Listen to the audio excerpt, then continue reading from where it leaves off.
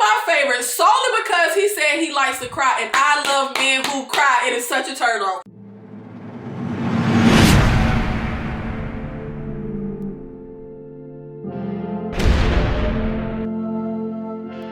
What's up? It's Nikki. Welcome to my channel, or welcome back to my channel. In this video, I will be recapping season 2, episodes 1 through 5 of the Netflix series Love is Blind, a dating show where you date people you do not get to see. Now, this show is pretty odd to me. You never get to see the people that you are dating. You talk to them in these pods. You talk to them through a wall. And the men propose to the women after just like a week or two of dating. And only after the proposal is accepted, the couples get to finally see each other. At that time, the engaged couples head off to a romantic getaway. This season is Mexico. They go to bond and see if their emotional connection can also become a physical connection. Now, our engaged couples are Danielle and Nick. I do not see success for this couple. Nick seems like a really nice guy, and I feel like they could be a really good match. However, Danielle is so freaking insecure. It's on another level. I don't know, baby need a therapist, not a husband, and I mean that with love. Nick is going to have to be like super patient, like beyond human type of patience with Danielle. Now, while they are on their romantic getaway, Danielle ends up getting sick.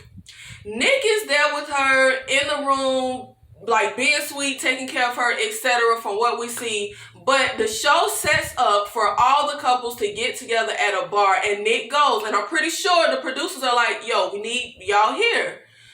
Child, when he gets back to the room, mind you, Nick did nothing inappropriate.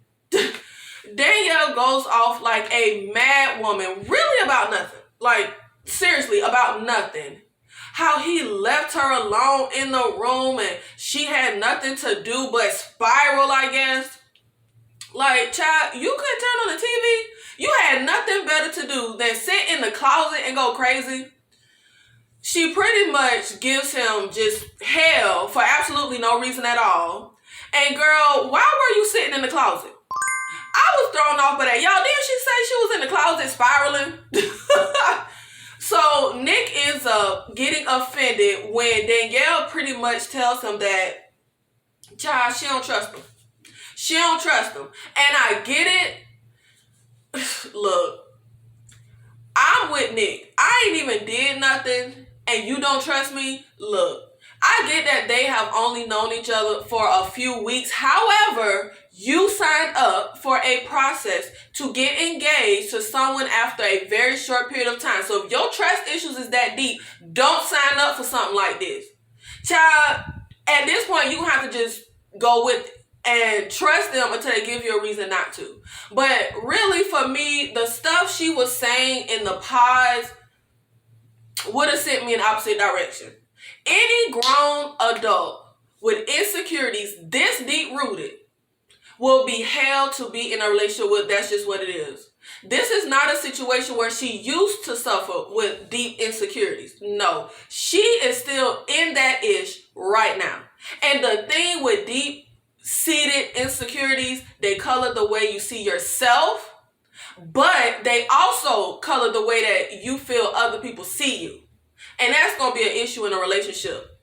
Because when you don't think you're worthy or good enough or pretty enough or etc. enough, you're going to question the validity of other people telling you they see you as worthy or good enough, etc. So any sincere words of affirmation, any sincere declarations of how Nick feels about her, whatever, those words will just hit the giant brick wall that she has already built up in front of her. It's going to be nothing but issues. Normal insecurities that pop up from time to time, okay. But deep-seated insecurities like what Danielle seems to have, child, look, Insecurities like that are a hurricane, and they will come through and wreck your entire relationship. This was I would have walked out Nick better than me, because I literally would. I'm not standing there and arguing going back. I would have just left the room. Because people like Danielle self-sabotage.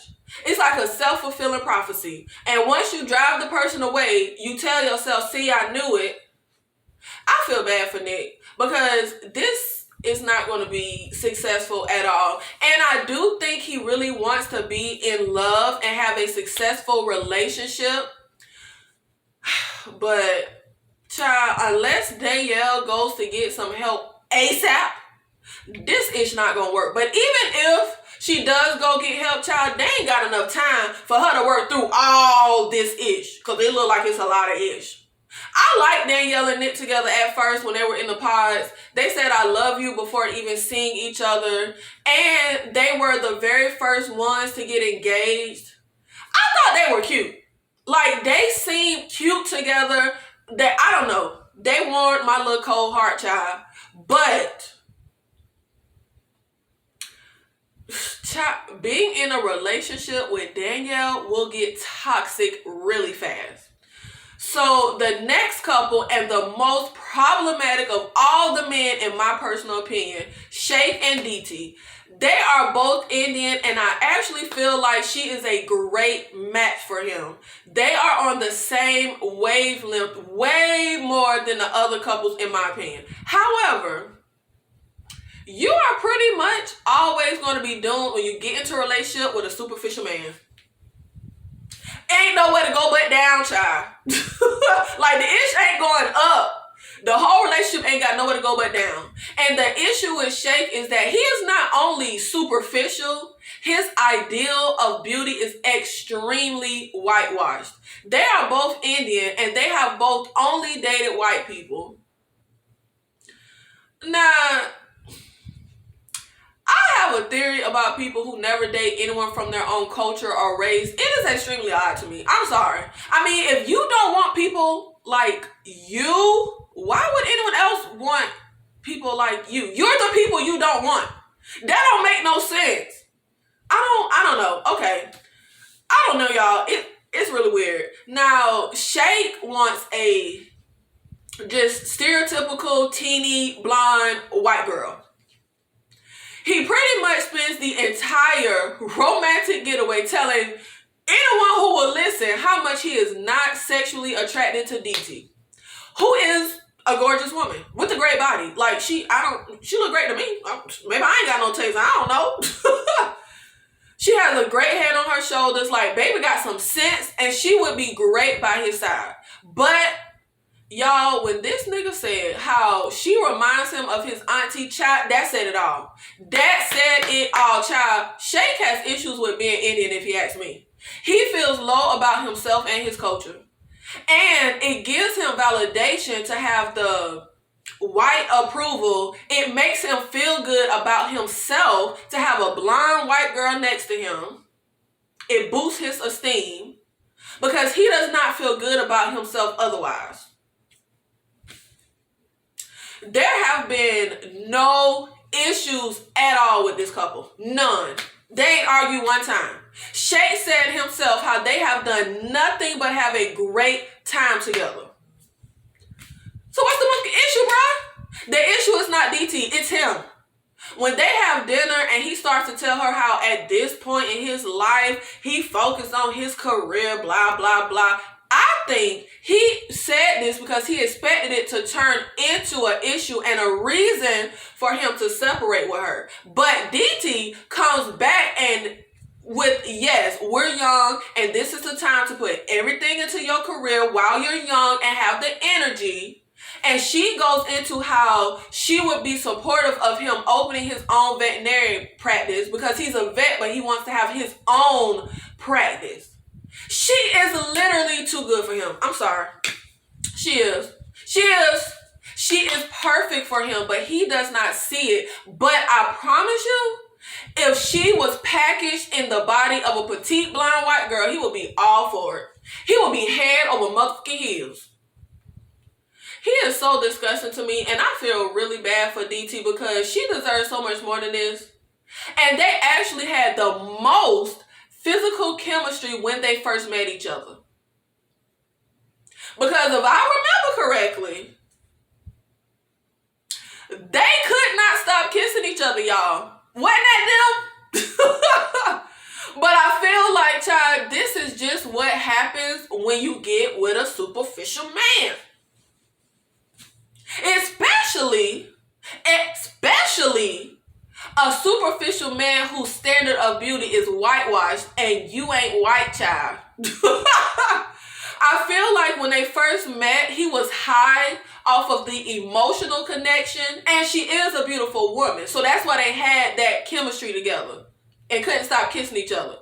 But she is not the white standard of beauty that he is attracted to.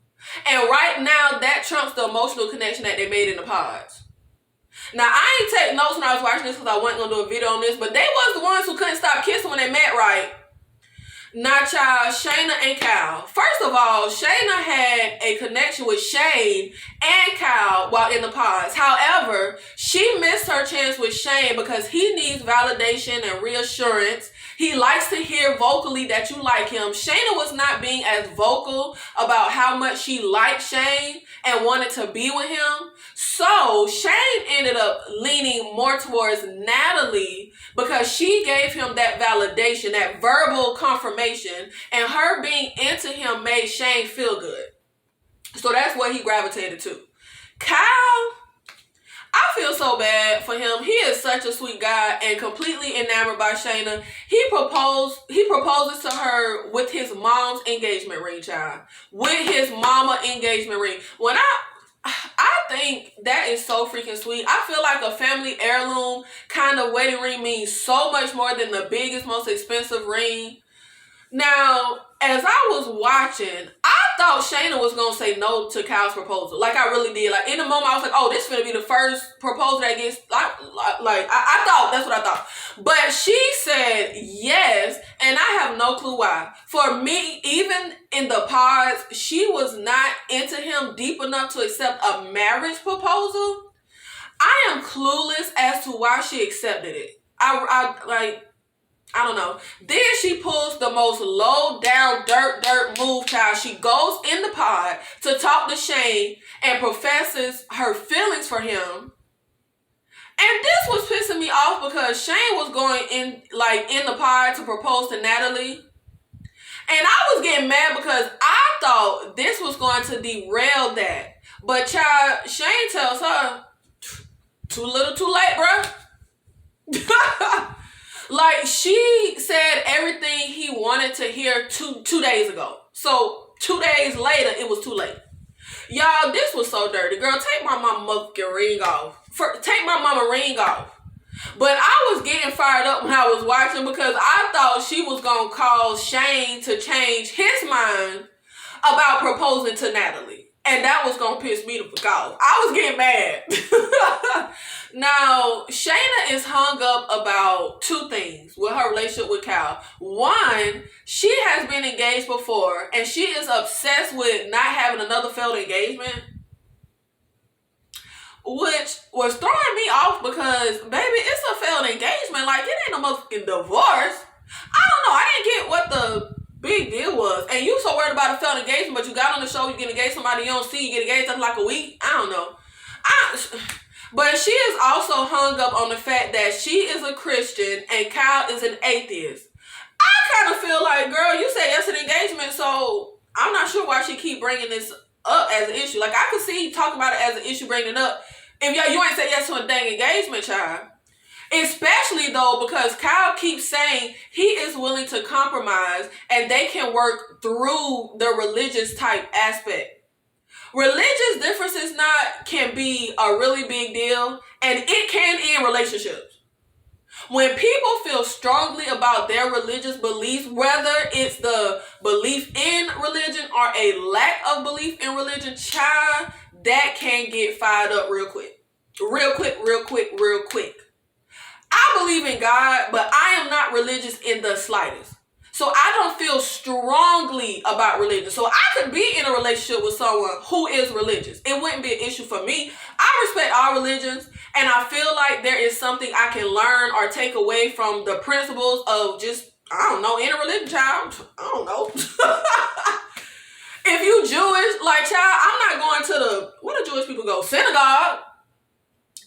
You know what I mean? You could be Christian or Catholic. Now, child, I'm not going to the church. But you could practice, and I don't have no issue with it. And you could go and you could talk to me about it. Tell me what you learned in church, child. I'm like, okay. But that's because I don't feel strongly about how other people feel about religion. I don't feel strongly about religion in general. And things you don't tend to feel strongly about don't tend to be an issue. But things you feel strongly about tend to be an issue. People tend to feel strongly that if they feel a certain way, you need to feel that way as well, as their partner. And that is where the problem comes in. Shaina can't expect him to want to follow Christianity, and Kyle cannot expect her to not follow it. They gotta just let the other person be. But he told her, hey, you can raise our kids Christian because they will grow up and make their own mind, just like he did, because Kyle's mother is really religious. And I think that's a good start. He told you could raise the kids, Christian child. Because people be fighting over that. My child ain't celebrating Christmas, blah, blah, blah. But y'all, she said yes to marrying him. So y'all gotta just figure it out. Now, when they finally meet, I guess Shaina wasn't as into him physically. Now, I don't know if it was his physical appearance or that she is still hung up on Shane, or if it's the religious thing. But the religious thing could just be a cop-out, and she not really addressing her issue with being with him, which could just be the physical or could just be Shane. I don't know.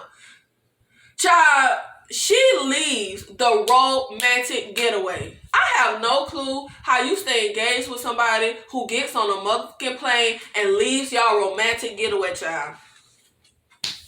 Bruh, if that is not a neon flashing sign, I don't know what is.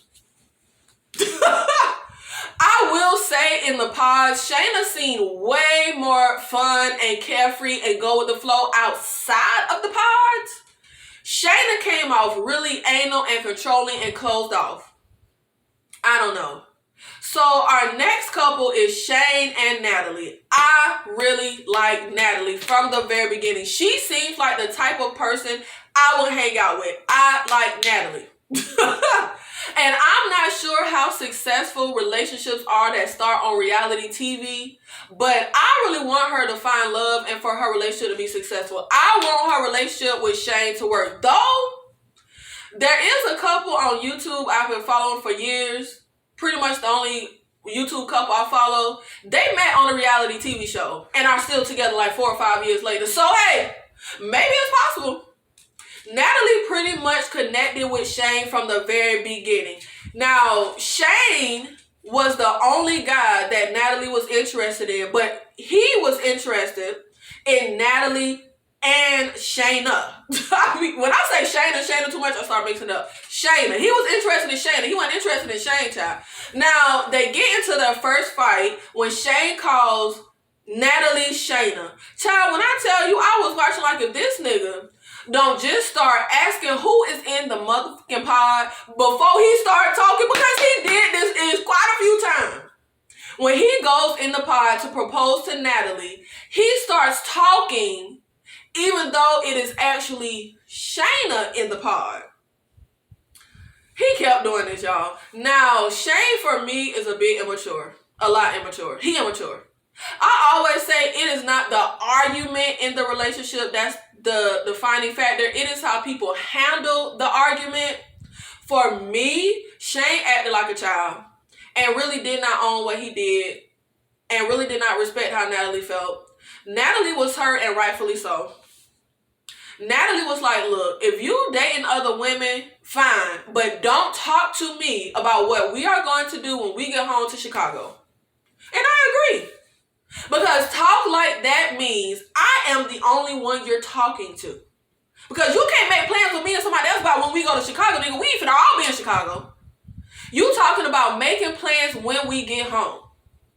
Outside the pod. So don't do that if you are talking to someone else. Period. Simple. I did not think she was being unreasonable. And you called the girl somebody else's name, child. And I did not think it would have been hard or should have been hard for him to understand where she was coming from. All he needed to do was apologize and reassure her. You have to jump through no hoops of fire now. But he ends up getting upset.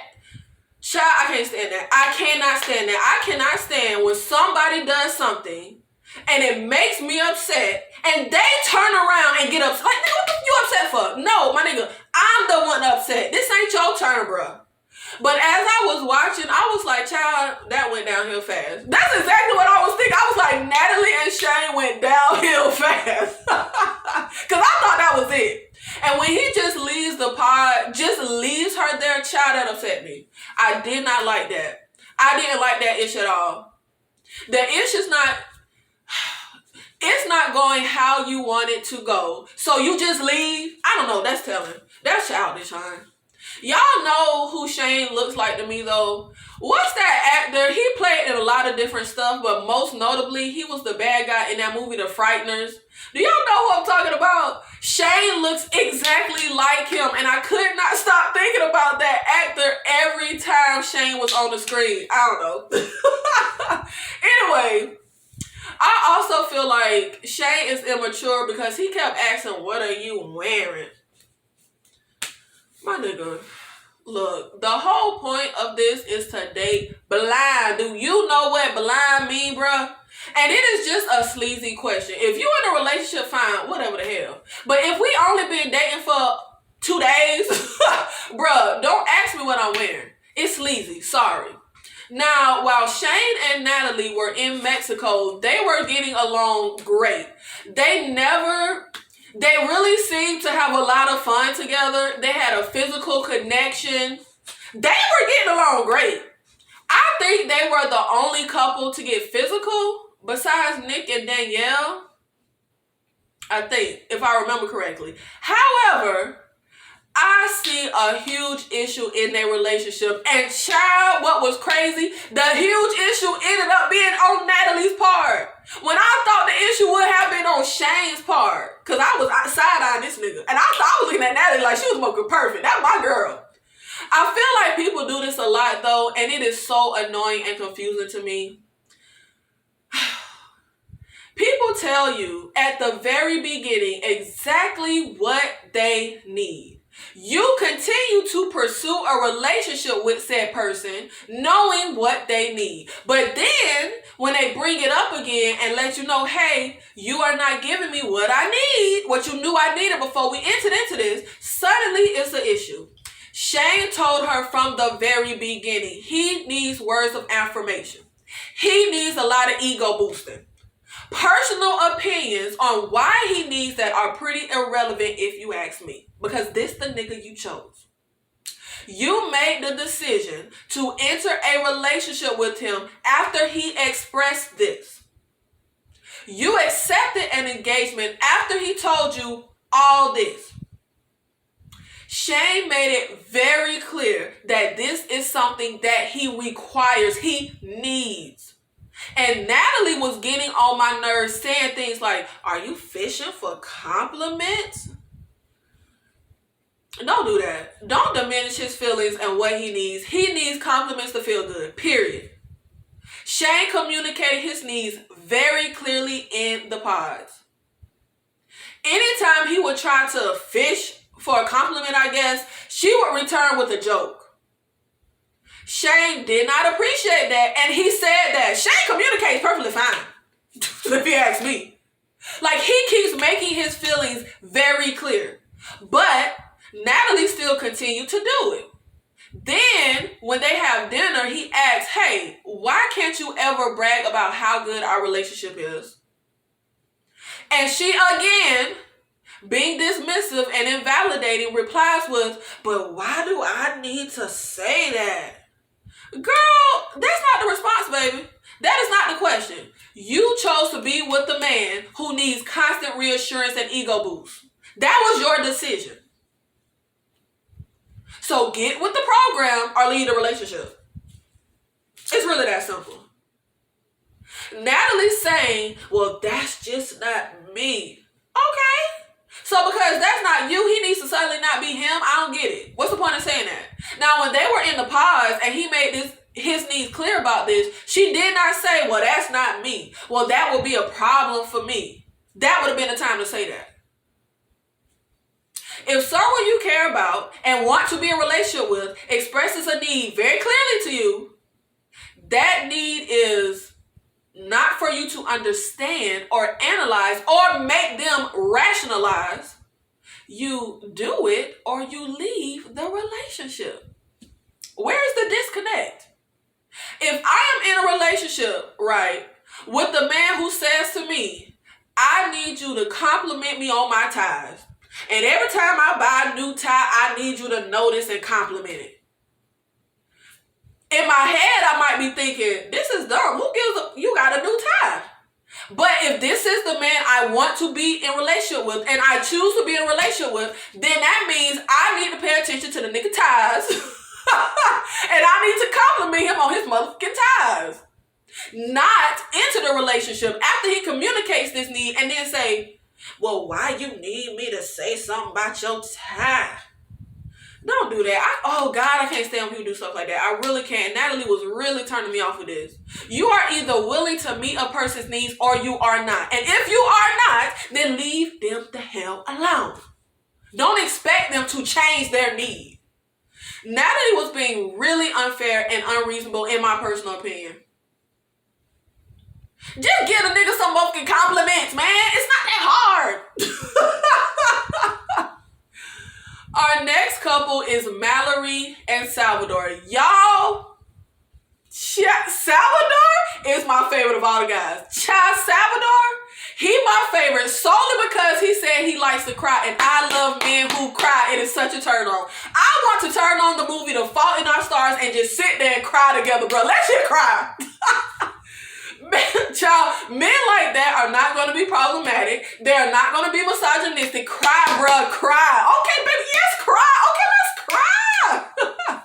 Salvador seems really thoughtful and caring and sensitive and sweet. He is really my favorite of all the guys, child. I can't gush about him enough. Now, while in the pause, Mallory had a connection with Salvador and Jared. Sorry, y'all. While Jared had a connection with Mallory and Ayanna, I think that's how you said her name. While watching, I knew that Mallory was leaning more towards Salvador, and I knew that Jared was leaning more towards Mallory. I called that ish. I knew it. I was not surprised. So Jared is setting up a taco date with Mallory in the pause, and he asks her, if I were to propose to you, would you say yes? Child, Mallory told him no, and nobody ate the motherfucking tacos.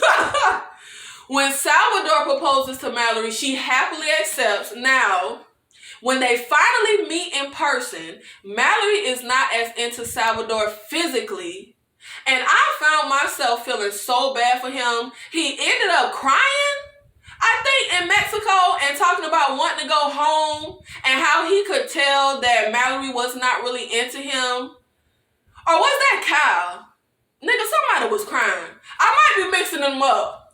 I'm going off memory, y'all, because I didn't take notes when I was watching. But I think it was Salvador. He was, because Mallory had talked to Jared. Salvador was crying and talking about he wanted to go home because it was after she talked to Jared. Y'all, was Kyle crying and talking about wanting to go home, or was that Salvador?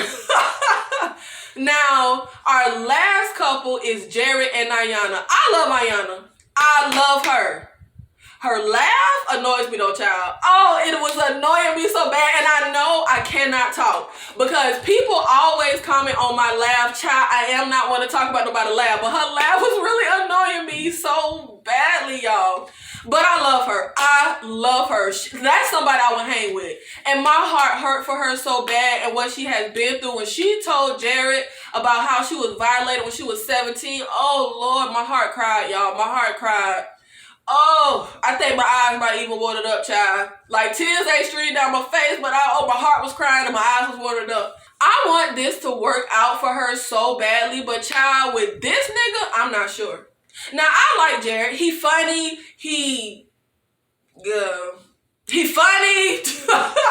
Jared proposed to Mallory, or proposed a proposal, and when she turns him down, this nigga run off crying like somebody killed his motherfucking dog. I mean, this nigga was crying like he was in complete devastation.